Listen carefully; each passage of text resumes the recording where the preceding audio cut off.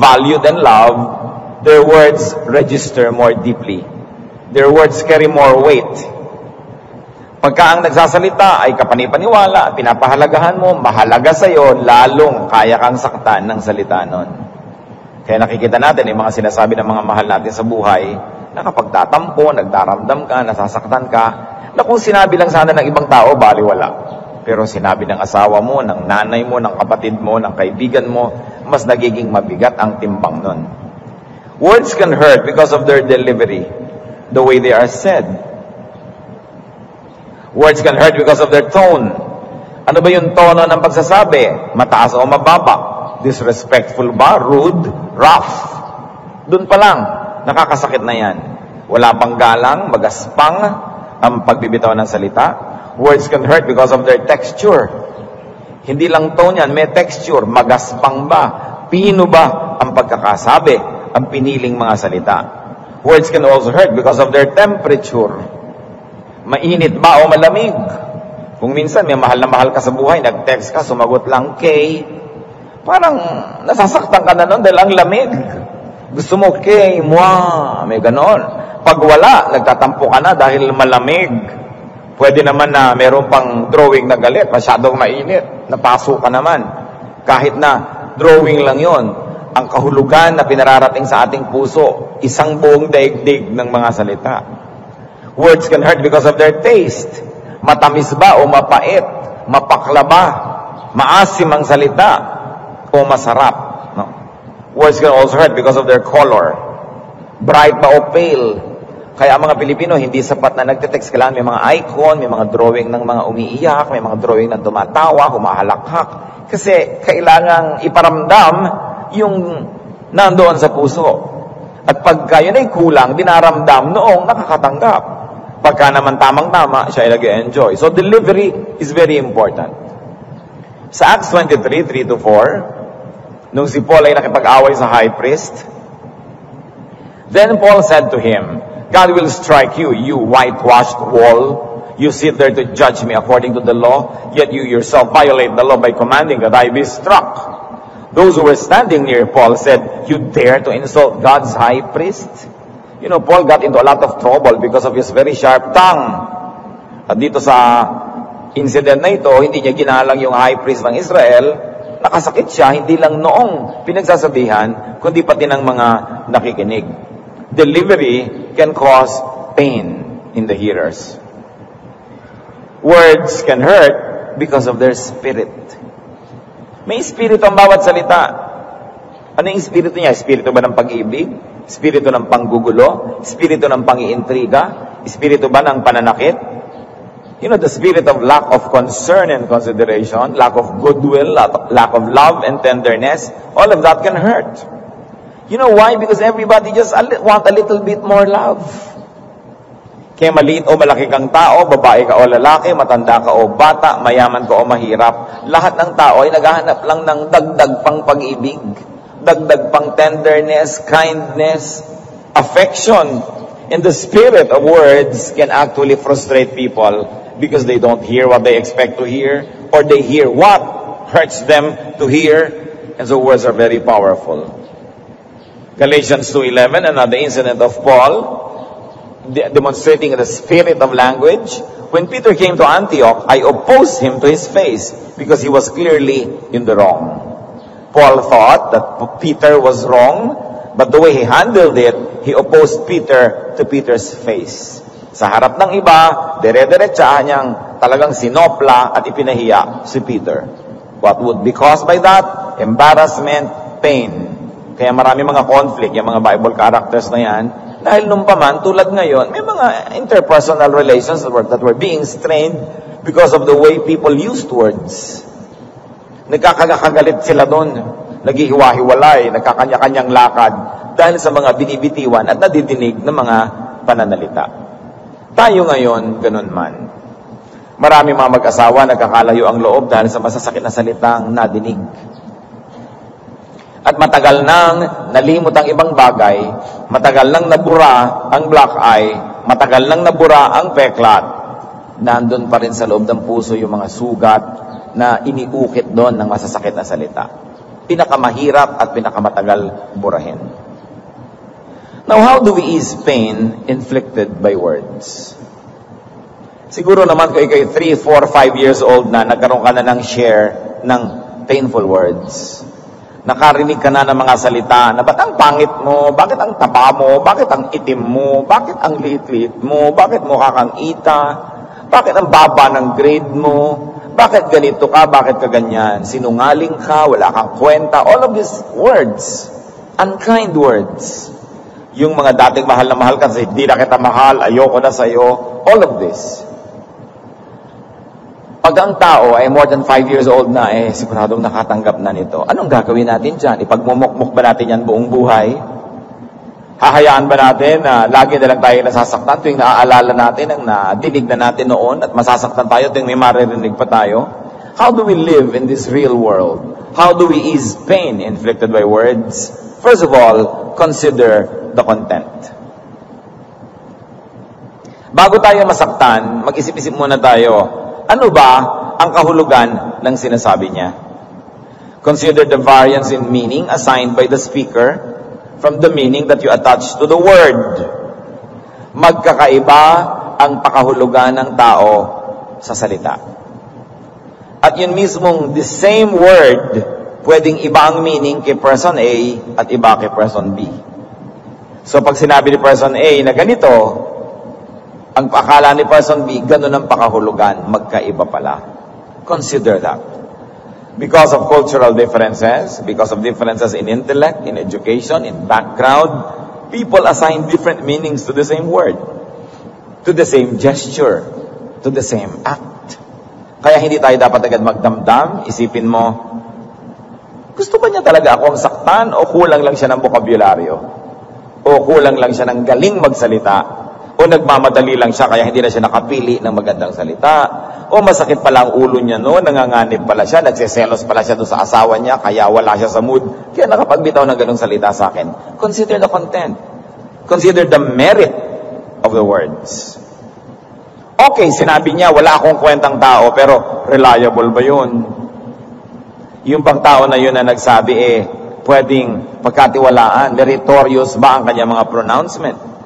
You have to look at the character of the speaker. Pag may hindi ka naman kakilala, bigla ka niyang minura, ba't ka magdaramdam? Hindi ka niya kilala. Hindi niya alam ang halaga mo. Nasasabi niya yon because he or she is ignorant. You look at the personal traits and qualifications. Pag may nagsabi sa iyong, bobo ka, sa mo, matalino ba siya? Marunong ba siyang sumukat ng karunungan? Alam ba niya ang pinagsasasabi niya? Huwag tayo agad nasasaktan. We consider the content, the meaning assigned by the speaker, and the merit. Ang Panginoon lang maraming beses hindi naintindihan ng mga tao Halimbawa, sa John 11 to 14. After he had said this, he went up to tell them, our friend Lazarus had fallen asleep, but I am going to wake him up. His disciples replied, O Lord, if he sleeps, he will get better. Jesus had been speaking of his death, but his disciples thought he meant natural sleep. So he told them plainly, Lazarus is dead. Ilang beses ginamit ang Panginoon yung salitang sleep for death. Kasi siguro sa kanyang tingin, sleep lang yan kasi gigising din uli yan sa eternity. May pagpapatuloy ang buhay na yan. Death seemed and sounded to be very final and seldom did the Lord use the word. Sasabihin niya, sleep. Sabi niya, natutulog si Lazarus. Ang sabi ng disciples, natutulog po pala, di hayaan. Bubuti ang pakiramdam dahil tulog. Sabi ni Jesus, patay na. Yun ang ibig kong tukuyin. Hindi niyo ko naintindihan. At maraming ganyan kahit sa mag-asawa. Maraming mga salita na iba pala ang tinutukoy. Halimbawa, anong date ba ngayon? Sabihin naman, August 17. Tapos nagdamdam na, birthday pala niya, yun ang ibig niya sabihin. Di ba? O kaya anniversary nyo pala, o ipinangako mo pala na mamamasyal kayo, magsa-shopping. Ikaw naman, binigay mo lang yung date ng kalendaryo. Tapos nagtataka ka, ba't nagdadabog to? Kasi iba yung sinasabi, iba yung tinutukoy. At lalong-lalo kung mag-asawa, magkapatid, magkaibigan, dapat marunong tayong magbasa ng tunay na ibig sabihin. They encode, you decode. It is important that you really get to the bottom of what the other person is trying to say, because it will cause a lot of pain and sorrow for people who are sensitive. Pag kami nagsasabi sa iyo sa text na, musta? Sa mo naman, okay, tapos na. Kadalasan yung nangungumusta, yun na may problema.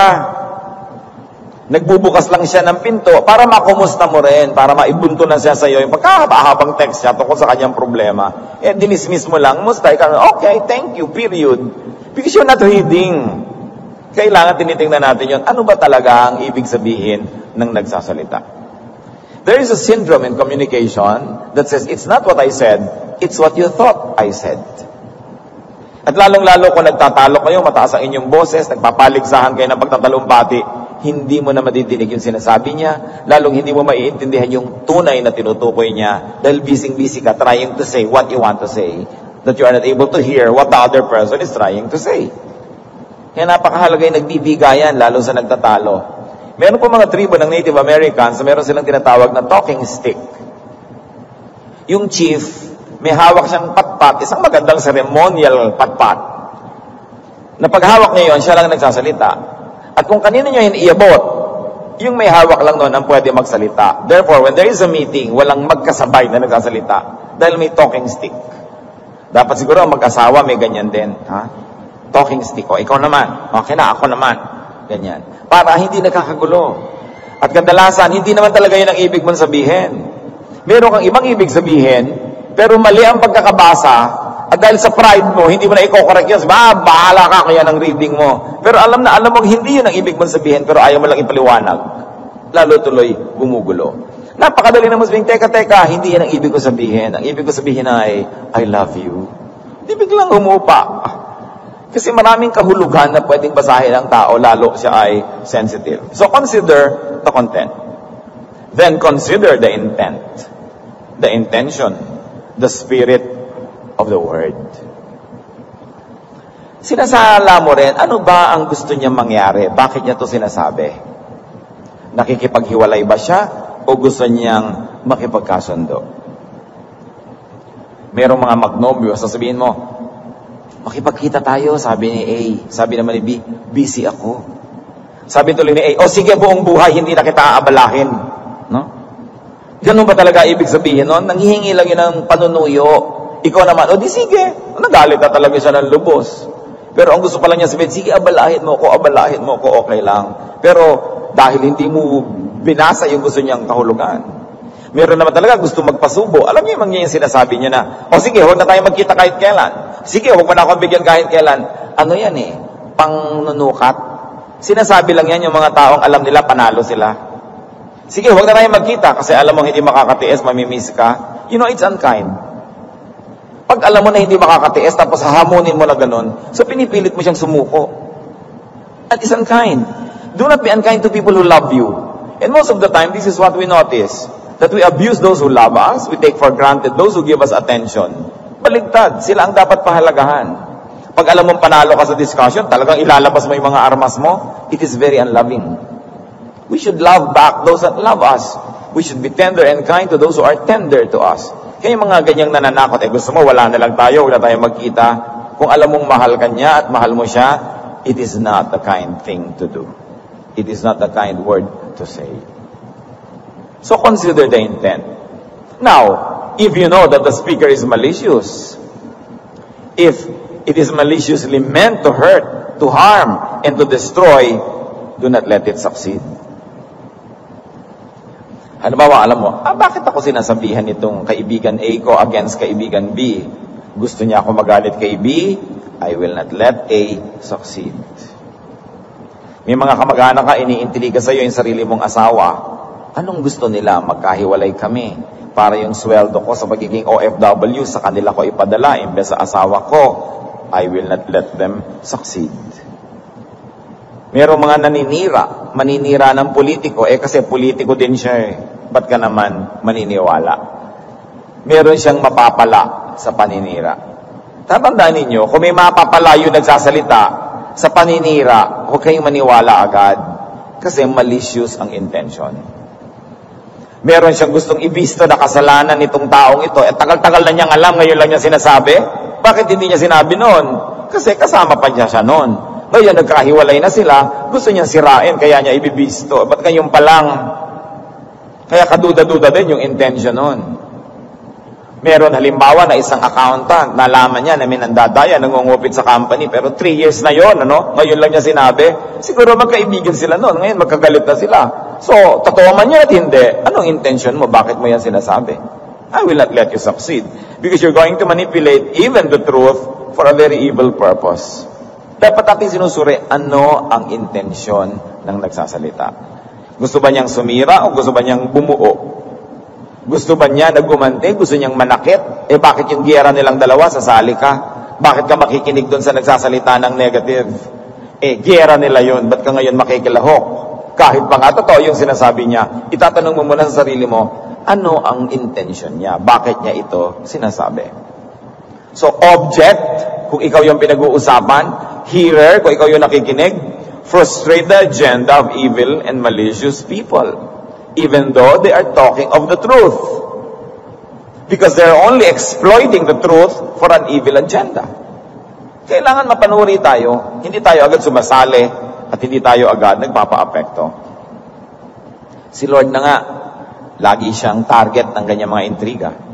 Matthew 12, verses 15 and 18. Then the Pharisees went out and laid plans to trap him in his words. Alam niyo, itatrap yung isang tao sa isang salita lang na binitiwan niya, unkind yun.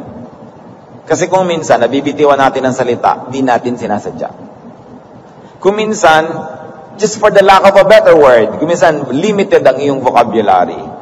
Kung minsan, napasubo ka lang na sabihin yun dahil gipit na gipit ka. Kung minsan naman, hindi mo napansin na nasabi mo pala, pero para ipako mo ang isang tao sa isang salitang nabitiwan, dapat mo ring isipin, policy ba yun? Nadulas lang ba ang dila? Kuminsan, people are unkind even to preachers. You know, preachers have to say thousands upon thousands of words. Tapos kuminsan may isa kang word na nasabi na na-offend yung isang nakikinig. Kasi siguro sa kanya, ayaw niya ng salita na yun. Nagaspangan siya o hindi siya natuwa sa salita.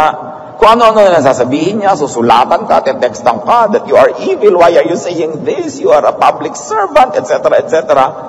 Pagka lang nadinig yung paulit-ulit na sinabi at policy talaga yon, tsaka nila kayo mag-react. Because sometimes, people are not always aware of the kind of words that they have to say. Especially in public. There are people who are very nervous. They say many things they don't mean to say. Or just because they have to keep on talking, because there will be dead air and nothing will happen if they didn't talk. Sometimes, it's not the best words that come out.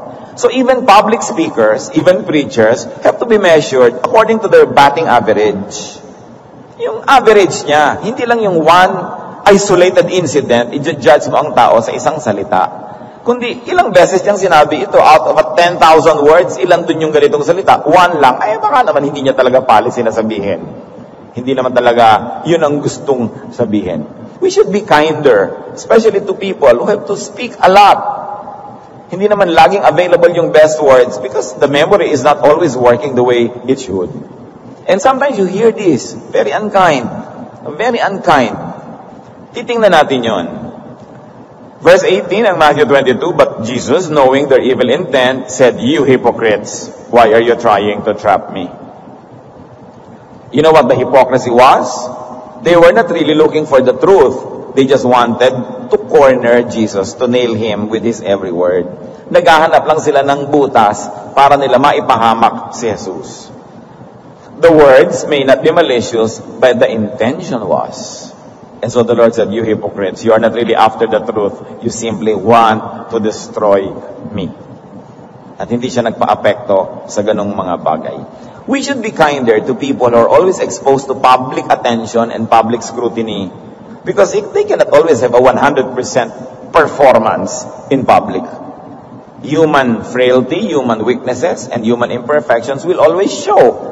And the longer a person stays in the public eye, there's more opportunity for all of these imperfections to reveal themselves. So be kind. Treat people the way you yourself would like to be treated. Hindi katulad nung, di ba, nagkaroon ng isang beauty contest at nagkalito-lito yung nagsasalita, pinagtawanan pa nung mga audience. Ikaw nga ang nakabikini dyan at naka-high heels ka at sa katerbang ilaw at camera at kung ano-anong mga stupid questions ang ipagtatatanong sa'yo. Kung anong maitasabi ko talaga doon sa nervyos mo, tapos ibubu pa siya ng mga tao. This is so cruel. Yun lang nagkalakas loob kang tumayo sa harap ng maraming tao, dapat ka nang bigyan ng medalya doon, no? Pero yung you're in great stages of undress and being asked all kinds of unexpected questions, are you always expected to be witty, to be mentally present? Things happen, and we should be kind to people. How else do we treat these words? Reconsider the source. Nasaktan ka sa sinabi. Sino ba naman yung may sabi? Isang di mo naman kilalang kutsero o barbero na wala namang pakialam sa buhay mo. Bakit mo naman dadamdamin masyado yung sinabi niya? No? Value the criticism and the correction of the wise. Pag ang nagsabi sa inyo, alam nyo, matalino, marunong, nag-iisip, at kadalasan hindi naman pabigla-bigla, pwede mong pagtiwalaan na ang sinasabi niya ay hindi emotional, kundi isang wise na bagay, pahalagahan mo kahit masakit. Kasi pag galing sa marunong, kayamanan yon. Yung i-criticize ka ng marunong, pasalamat ka. Sumusulat ka ng tula, kinriticize ng profesor na magaling sa tula, tapos dinurog-durog niya ang puso mo, pasalamat ka. Dahil itinuro niya sa iyo ang napakatagal niyang natutunan sa hindi mo dapat paggagawin tungkol sa isang tula. Meron kang biyanan, talaga ang galing-galing maglaba. Hinahawakan pa lang niya, parang planchado na agad, no? Tapos yung nilaban mo, parang nanggaling sa balon, tinapakan, dinurog, tinukatokan ng manok. Tapos pinintasan ka, huwag kang magtampo. Dahil pakikinabangan mo yung napakaraming natutunan tungkol sa dakilang gawaing paglalaba. So pasalamat ka. Titingnan mo kung sinong nagsasalita. Kung marunong, masarap man o hindi masarap ang sinasabi, pag nilulun mo yun at dinigest, at the end of the day, you benefit. Proverbs 12:18, reckless words pierce like a sword, but the tongue of the wise brings healing. So pag wise yung nagsasalita, may age, merong edge, merong experience, value it. Disregard words of fools. Naglalakad ka, may mga lasing, sabi siya, hoy, pangit, pangit. Ano sasama loob mo mga lasing nga yan? Diba? Pahahalagahan mo pa ba yung sinasabi ng mga taong tinatapon yung buhay nila, nakahambalang sila dyan sa immoral araw-araw? Proverbs 15 verse 2, the tongue of the wise commends knowledge, but the mouth of the fool gushes folly. And foolishness here doesn't only mean lack of intellectual awareness, it can also mean evil. An evil agenda. Yung ginagalit ka, talaga yung ginagalit ka para makipagsundukan ka, bakit ka naman papagalit? Di nagtagumpay siya.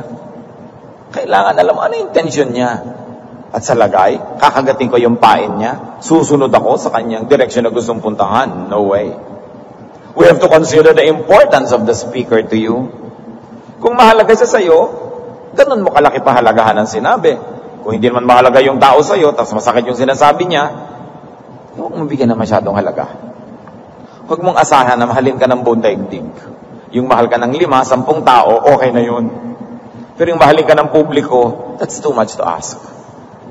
Ang Panginoong Jesus, lagi na lang siyang pinagwiwikaan, nilelabel, binabansagan ng kung ano-ano mga bansag.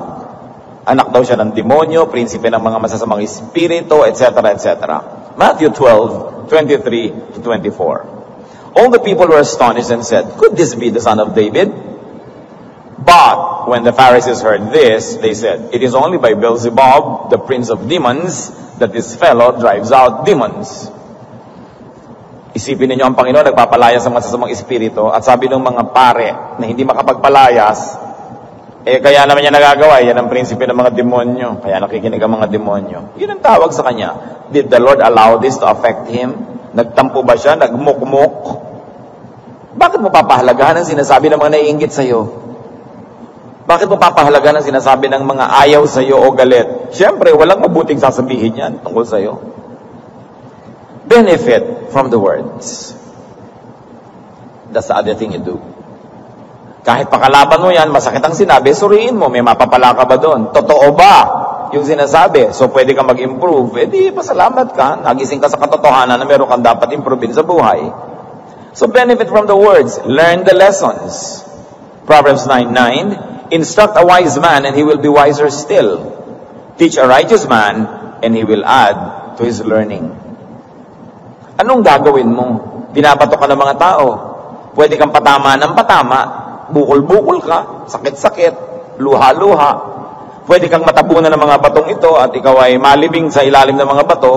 O pwede mong ipunin ang mga batong ito at gumawa ka ng bahay.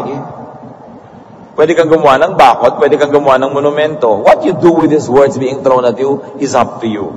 You have the power to use it the way you want. So don't let them just affect you negatively. The one who hears words, if he's going to filter those words and learn from them, will definitely benefit. And benefit should ease pain. Benefit should bring relief and even pleasure to you. Proverbs 25:12, like an earring of gold or an ornament of fine gold is a wise man rebuke to a listening ear. Daig pa daw ng pagtutuwid ng isang marunong na tao ang alahas, ang gintong hikaw. Pag marunong ang nagtutuwid sa iyo, pahalagahan mo yon. Pasalamatan mo yon. Kahit sa biglang dinig ay masakit. Sapagkat sa kaduluduluhan nun, ikaw ang siyang makikinabang. What else do you do with unkind words? Desensitize yourself. Alam niyo kung bakit may kalyo ang paa? Para wag masaktan. Kung may masikip kayong sapatos, kaskas ng kaskas yung sapatos doon sa balat nyo, after 1 week, may kalyo na kayo. Para patuloy ang kaskasan, hindi mo na nararamdaman. Yung mga magbubukid na lagi naglalakad ng nakayapak, ang kakapal ng paa, daig, ang rubber. Matinik man yan, matibo, mabote, hindi niya nararamdaman. Kasi ang kapal ng talampakan. Tapos, pa-foot spa. Lumabas na yung ugat ng paa mo. Kaya kahit isang buti lang ng alikabok, masakit na. Diba? Yung mga paang makakapal, ready for action. Kaya kung minsan iniisip mo rin, ba't ko nga ba ito tatanggalin? Bakit ko tinatanggal yung cuticle nilagay yun ng juice doon para pagka lumubog ang kamay ko sa tubig, lalo't marumi, huwag pumasok yung maruming tubig sa loob ng daliri ko. Tapos ngayon tatanggalin ko, diba? After 2 or 3 days, kadudukot ko sa bulsa, busangsang na yung daliri ko. Ba't ko ginagawa ang mga bagay na yan? Diba? Hindi mo malaman yung kamay mo kung sepilyo o brocha. So, pamanicure ka na naman. Sa bagay, kumikita ang mga manikurista. Pero iniisip natin dapat yung mga ginagawa natin. Because we're making ourselves too sensitive. No? Kung ano-ano yung paglalagay mo sa mukha para pumuti, hindi ka ngayon patama sa araw. Maglalagay ka ng mga aspa-aspalto sa mukha mo para sunblock. Hindi ka na makapagbilad, hindi ka na makapagkula kasi hindi ka pwede maarawan. Ba't mo ginagawa sa sarili mo yan? Diba? Dapat din natin iniisip, we are making ourselves too sensitive. Yung mga bata na sobrang laki, lumaki sa linis, konti lang alikabok tuloy, nagkaka-allergy, daig na daig ng mga dukha na lumaking gumagapang sa lusak, ay hindi tinatabla ng mikrobyo. So, why do we make ourselves too sensitive? And apply that to words. Ba't mo naman iindahin lahat na nadidinig mo? Bakit naman mahahayaan na lahat ng tinig, masaktan ka? Lahat ng alikabok, ma-allergic ka? Lahat na lang ng araw, masunog ka? You learn from every lonely day. Gagawa ka ng paraan para maka-adjust dyan. Kung nasaktan ka na noon, nasaktan ka kahapon, pag nasaktan ka pa rin bukas, may problema ka na noon. Hindi mo pinag-aaralang i-protect ang sarili mo. So you say, hindi naman marunong yun nagsalita, bahala siya. Hindi naman totoo yung sinabi niya, bahala siya. May masama naman siyang intensyon, bahala siya. Hindi naman niya kasi ako mahal, ba't ko naman aasahan na magsasalita siya ng maganda? And because of that, you'll be protected. Do not be easily affected. Do not be easily within reach of malice. There's a children's rhyme that says, stick and stones can break my bones, but words can never hurt me. Pag sobra kayong laging pinupukol ng mga masasakit na salita, pwede kayong magtago dito sa comfort nitong rhyme na to. Hindi naman totoong bato, hindi naman totoong patpat ang hinahampas sa akin, salita lang, hindi ako masasakpan dyan. You have to learn to desensitize yourself. You have to learn to protect yourself. Kaya yung mga tao na nasa public eye, somehow they learn. They cope. Nasasaktan pa rin paminsan-minsan, pero hindi na tulad ng dati. Isaiah 51:7, hear me, you who know what is right, you people who have my law in your hearts. Do not fear the reproach of men. Up to a point, mahalaga ang sinasabi ng tao tungkol sa atin. pero hindi ganun kahalaga. At definitely, hindi kasing halaga ng sinasabi ng Diyos tungkol sa atin. Kung meron tayong dapat na unahin, pansinin, pahalagahan, ano ang sinasabi ng Diyos tungkol sa iyo? Yun ang talagang mahalaga. Ano ang sinasabi ng langit tungkol sa iyo? Huwag mong laging ikabit yung kaligayahan mo, isabay doon sa sasabihin ng kapwa. Chances are, you will be sad. Because people have a very, very evil inclination, especially with the misuse of words. Huwag mo laging iasa, ipatong, isalalay ang ikaliligaya mo sa bibig ng kapwa. What else do we do? Strengthen and improve your self-image. Kailangan alam mo kung sino ka, ano ang iyong halaga, para hindi ka lagi na lamang na naitutumba ng hindi pagpapahalaga sa iyo ng kapwa. Hindi ka lagi na lang na nasasaktan ng mga maling akala nila tungkol sa iyo. Natural, magkakamali sila ng akala kasi hindi sila Diyos, hindi sila propeta, hindi sila malapit sa iyo, hindi naman sila ikaw. So alangan namang kilalang-kilala ka nila. So huwag ka magtaka kung hindi ka naintindihan. Yun ang mas natural na asahan mo na hindi ka naintindihan. Lalo't hindi mo naman talaga ipinaliwanag o hindi mo ipinaliwanag ng mabuti.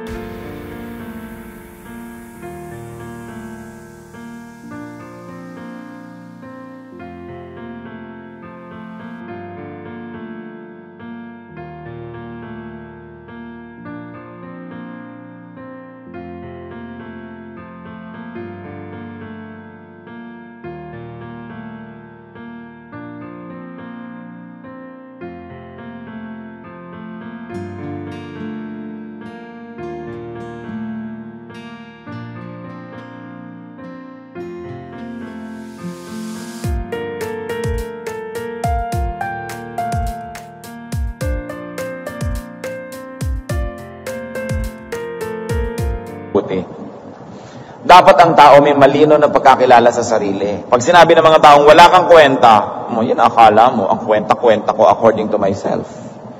Dapat meron kang ganun pagpapahalaga sa sarili. Ang pag-ibig sa sarili hindi masama. Anong sabi ni Jesus? Love your neighbor as you love yourself. Hindi naman sinabing love your neighbor more than you love yourself. Love your neighbor in the same way that you love yourself. So what is the presumption? That you begin by loving yourself first. And when you love yourself, you will be able to have a good measure of how you might love others. That you love them as you love yourself. Akala ng mga Kristiyano, masamang mahalin yung sarili. No? Masama na unahing mahalin ang sarili. Yung mga sobrang humble, hindi natin pinapahalaga ng sarili natin kahit ano, hindi nyo rin kayang pahalagahan ng kapwa.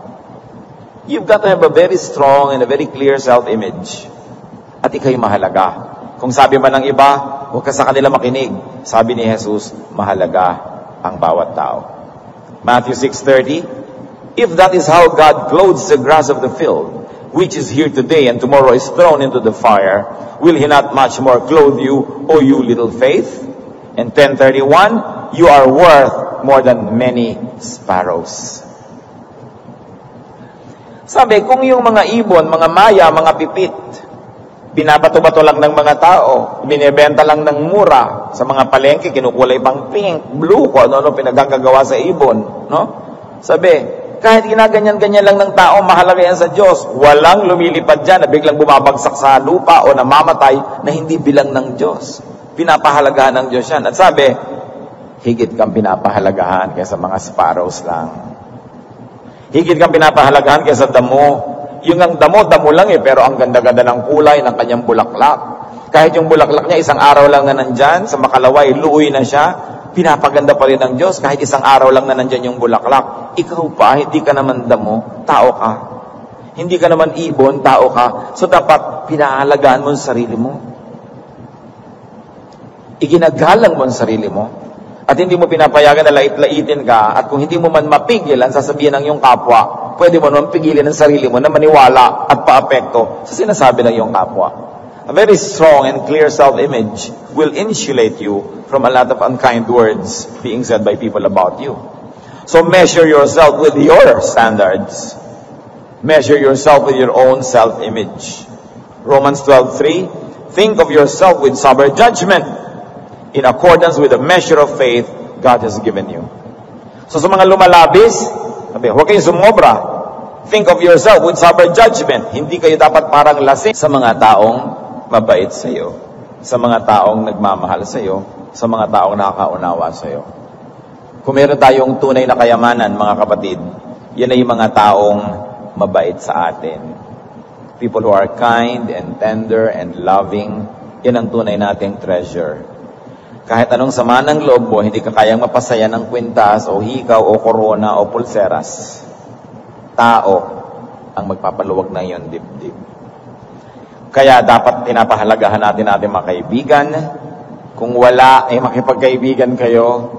At kung meron, pahalagahan nyo. 2 Corinthians 2:6-8. Matapos na masuong na naman sa gulo si Paul sa dami ng mga dila ng mga matatalim, at may naparusahan na nga, sabi, the punishment inflicted on him by the majority is sufficient for him. Now instead you ought to forgive and comfort him, so that he will not be overwhelmed by excessive sorrow. I urge you therefore to reaffirm your love for him. What is the spirit of the message that we like to focus on at this point? That those who suffer because of verbal abuse of others, those who suffer because of verbal attacks, must be comforted by those who are near them, by those who are close to them. Sabi, reaffirm your love. Sobra-sobra na ang natanggap niyang mga paninisi. Sobra-sobra na ang natanggap niyang masasakit na salita. Tama na yan, at bigyan niyo ng ginhawa. Mahalin ninyo. Nasaktan na. Natuto na. Tama na. Thessalonians 4:18, therefore comfort one another with these words. Or if we might say, comfort one another with words. Malaking ginhawa ang naibibigay ng kind and uplifting words. And if you're a victim of unkind words, find comfort in God. Buti na lang meron pa tayong Supreme Court. May kataas-taasang hukuman pa where we can find justice if we are wronged, and where we can find mercy if we were the ones who did wrong. Diyos pa rin yun. Diyos ang pwede nating hingin ng katarungan kung tayo'y nagawa ng masama, at Diyos ang pwede nating hingan ng habag kung tayo'y nakagawa ng masama. Psalm 121 verses 1-2, I lift up my eyes to the hills. Where does my help come from? My help comes from the Lord, the maker of heaven and earth. Ano man ang sabihin ng mga tao laban sa inyo, makakataya kayo na ang Diyos hindi nagsasalita laban sa inyo. God even justifies. God does not condemn. Hanggang ngayon ang Panginoon ay tagapagligtas pa. Hindi siya hukom. Kung hindi man tayo naiintindihan ng mundo, siguradong naiintindihan tayo ng Diyos.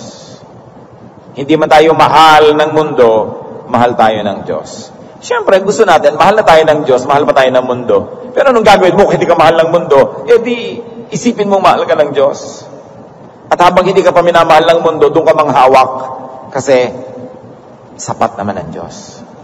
At mabuting kaibigan ng Diyos.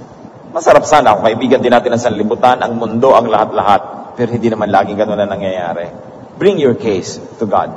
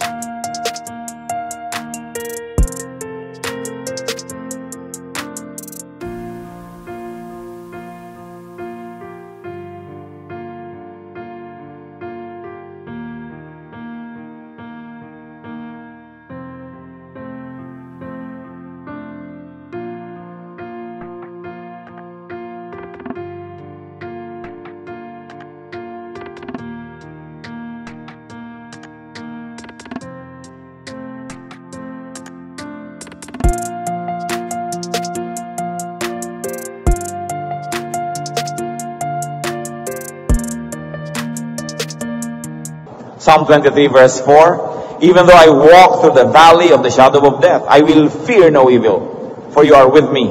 Your rod and your staff, they comfort me. God brings comfort. Godly people must bring comfort. The people of God must be refuges. Must be refuge. You must be a refuge of people. Yung paggipit na sila, alam nilang pwede silang pumunta sa'yo, hindi mo huhusgahan, kukupkupin mo, aalagaan, pagagalingin, at kung kailangan turuan later, kung gumaling na, tsaka siya turuan. Pero mahalaga na ang mga tao alam nila, pwede silang tumakbo sa inyo. At mahalaga rin, meron tayong natatakbuhan na uunawaan tayo dahil nakikipag-unawaan tayo sa kanila. Diyan dumarating yung halaga ng friendships. When all the world crumbles around you, and you have friends that pray for you, that support you, that understand you and love you, in spite of probably a very ugly truth about you, but they still love you, that is a piece of heaven. That's the most important real estate that you can have in this side of eternity. Kaya mahalaga yung tayo nakikipag-unawaan, nakikipagkaibigan.